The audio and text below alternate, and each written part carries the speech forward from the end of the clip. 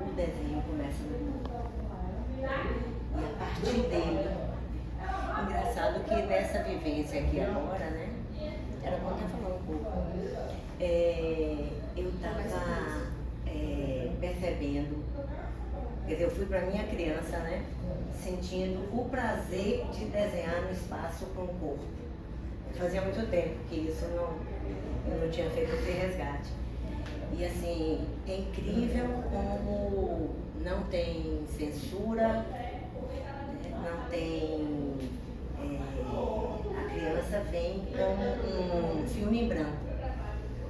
Então ela se joga, né? Quando nós estudamos o desenho. Primeiro, para quem não estava aqui ontem, nós ancoramos nossa oficina nos trabalhos de Luque, que é uma pessoa, um psicólogo, né? Um homem que se dedicou às artes e um homem que estudou uma vida inteira o desenho infantil. Ele cria algumas etapas para se compreender, ele se debruçou em como essa criança se expressa, né? Porque o desenho na criança é expressão e no adulto também. E a gente ficou presa lá no século XIX com o desenho euclidiano. Então, o primeiro dia que nós chegamos aqui, alguém aqui não desenha? Quem é que desenha aqui nessa sala? Eu desenho. Porque nós perguntamos no primeiro dia, quem desenha aqui? Todo mundo. Quem não desenha aqui, todo mundo. E a gente vê que o desenho, né, ficou preso na escola euclidiana, né, na escola jesuítica, ficou presa aquele pensamento do século XIX, onde o desenho tinha que ser a cópia do real, né? Então, assim, eu não sei desenhar uma maçã, eu não sei desenhar um armário, eu não sei.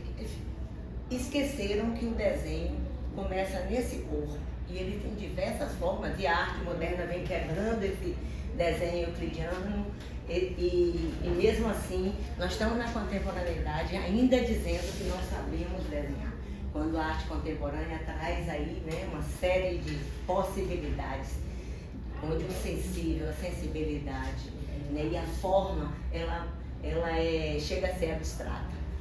Então, nesse caminho que a gente vai pensando, nós vamos pensando, só fazendo uma pequena retrospectiva. Deixa eu botar aqui nas fases que ele tá. Eu não sei se vocês estão vendo aí, porque aqui a gente não está conseguindo. Ontem nós pedimos a do Neb, mas hoje, como nós íamos fazer outra coisa, só rapidamente, né, fazendo um retorno. Não sei se vocês estão enxergando aí, quem não tiver pode chegar aqui. Então, pode aumentar aqui? Não sei se Pode. porque ele está em PDF. Aí, quem sabe, sabe. Quem sabe, Compra mais. Pronto. Então, assim, ele trabalha com 4 estágios do desenvolvimento infantil. Na verdade, vários outros autores, né, se debruçaram também e criam outros conceitos, né, outras palavras para falar, às vezes, de uma mesma coisa. Então, por exemplo, o que ele chama de realismo fortuito, alguns chamam de garatujas, de rabiscos, né, cada um tem seu formato. E é um momento assim, muito importante, onde o corpo é fundamental. Desde o momento que minha mãe é a extensão de mim, né? Então o peito de minha mãe é meu, sou eu, e ele vai fazendo distanciamento, e enquanto eu defeco, tudo é meu e eu posso desenhar de todas as formas, tá? E a gente sai desse estágio, entra, quando descobre um objeto que tem uma possibilidade de movimentar, quando a gente está nos movimentos sinestésicos, então a gente pode achar que o espaço é tudo que eu encontro pela frente, que meu corpo me leva.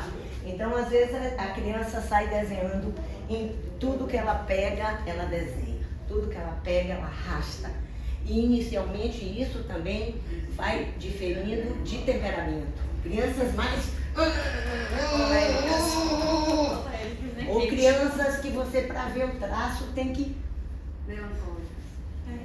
Então, assim, tem a questão do temperamento, né? E aqui ele traz: a criança desenha pelo prazer de produzir marcas em uma superfície, sem ter a intenção de representar, de simbolizar algo através desses traços.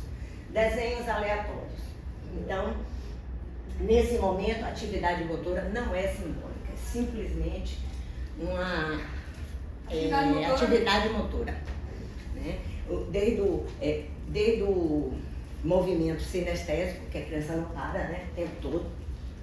Né? Aí, quando a gente vê, nós estamos vivendo uma experiência agora, que a rede de brinquedoteca está indo para Juazeiro. E o motivo da gente ter pensado em Juazeiro é que as crianças, antes da pandemia, né, um pessoal do mestrado fez um estudo e descobriu que antes da pandemia as crianças não têm horário de intervalo. Então eles não têm recreio. As crianças ficam sentadas durante todo o processo. Podem sentar, viu? Para não doer a perna. Aí, rapidamente, passando pelas fases, nós temos então fases intermediárias, né? Desde rabiscos controlados, quando começa a tentar ficar só na folha, que é um desespero chegar a ficar naquele pedaço, tanto com formas fechadas. Esses círculos que aparecem inicialmente na criança não tem nada a ver com círculo, né?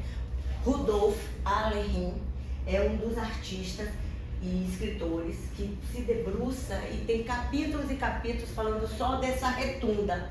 Quando é que aparece o círculo, que só em uma fase mais à frente, que essa retunda vai significar um círculo, para tentar ver como faz um sol e etc.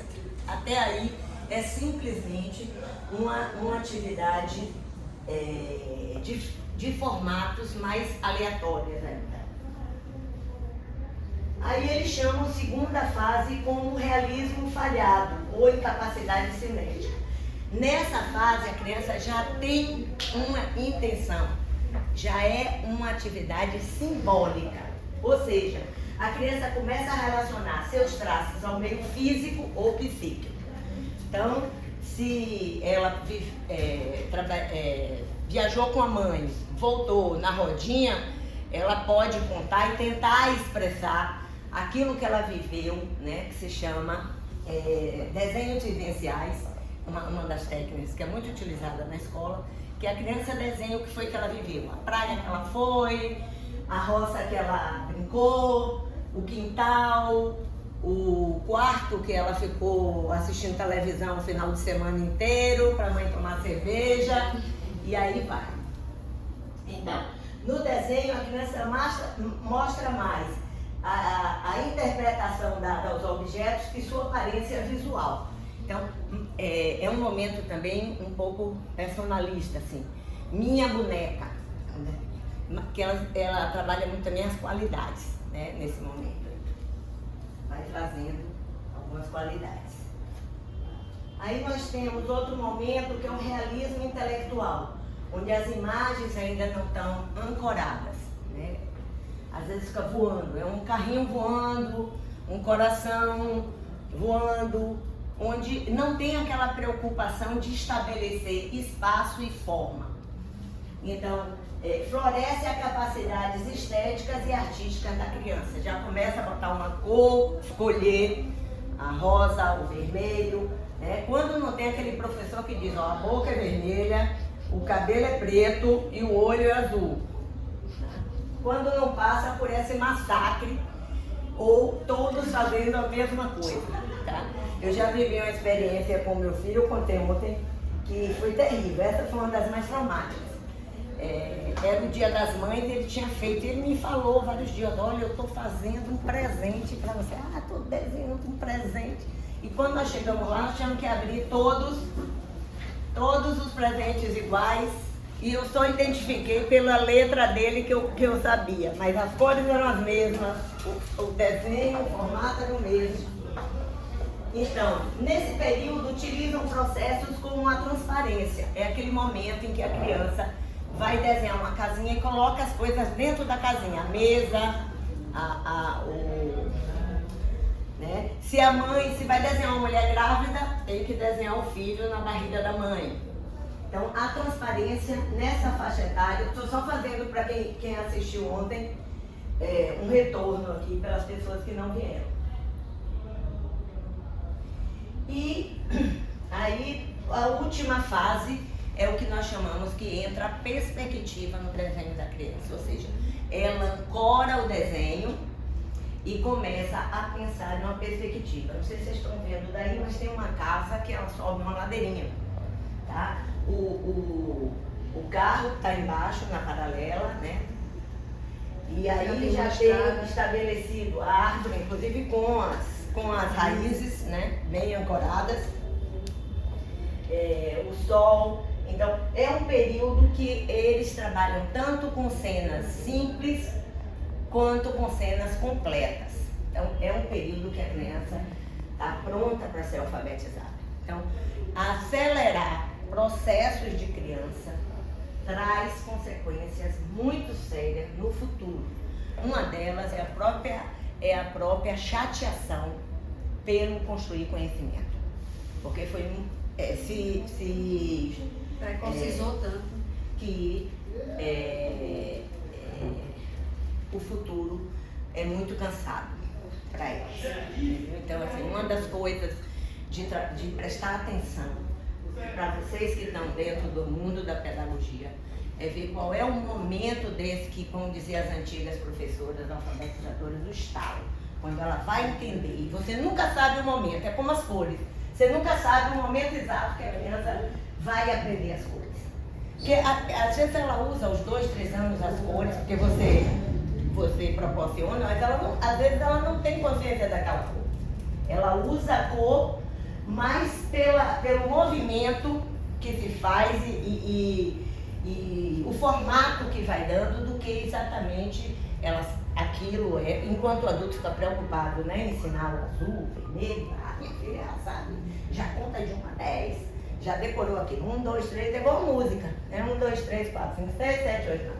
A, E, I, O. Então, assim, não é mais isso. Se a gente pensa o desenho como esse movimento corporal, tudo isso vai acontecer. O que a gente precisa é criar as estruturas. Tem um trabalho, eu pensei até em trazer para essa oficina, mas ia ficar muito grande para 1 dia e meio, que é um trabalho de Emília Ferreiro, que ela fez em cima do trabalho de Piaget, né? O trabalho da epistemologia genética que ele faz, ela quebra um pedaço desse trabalho e traz para a escrita, onde ela pega o quê com essas fases e aí vai trabalhar como a escrita entra a partir do desenho. Essa é outra oficina que mais adiante a gente vai apresentar. Mas, por enquanto, a gente está trabalhando só a fase mesmo do desenho. Aí, nessa fase do desenho, a gente tem algumas coisas. Vamos pegar agora, uma das coisas, um dos espaços mais interessantes para a criança desenhar é o chão. Então, se eu vou trabalhar com a criança, eu vou trabalhar em um espaço onde ela possa ficar confortável. Então, a primeira questão é valorize qualquer desenho.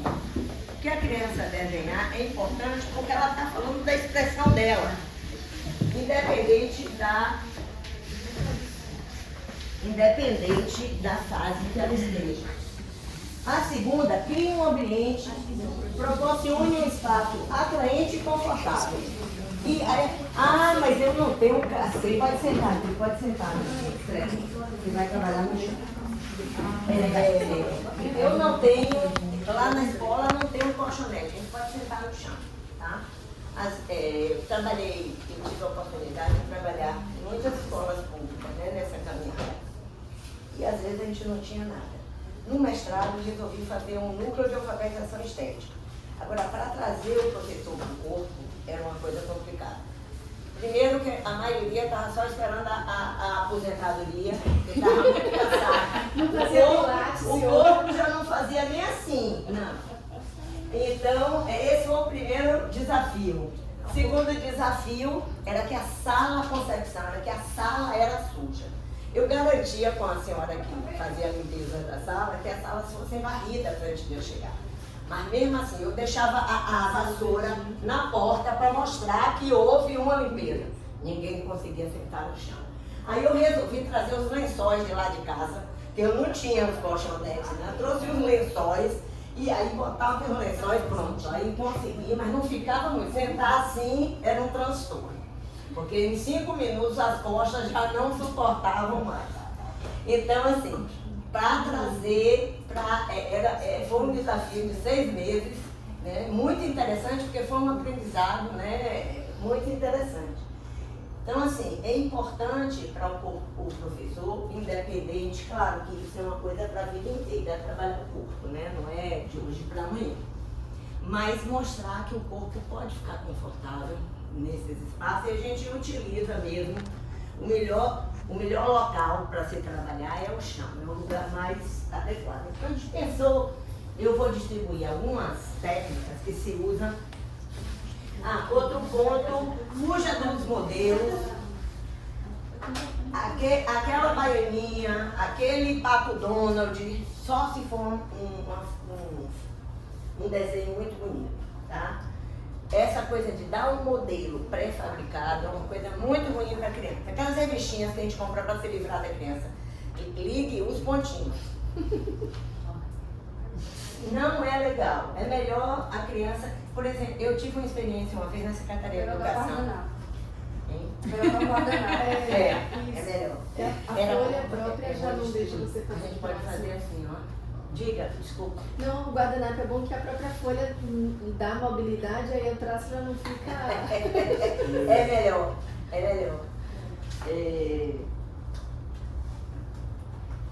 Então é isso. Vamos lá.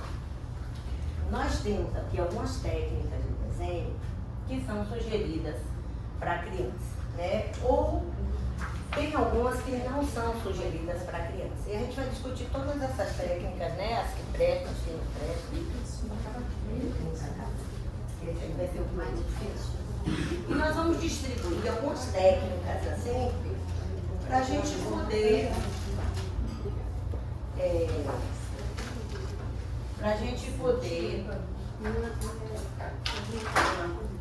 essas técnicas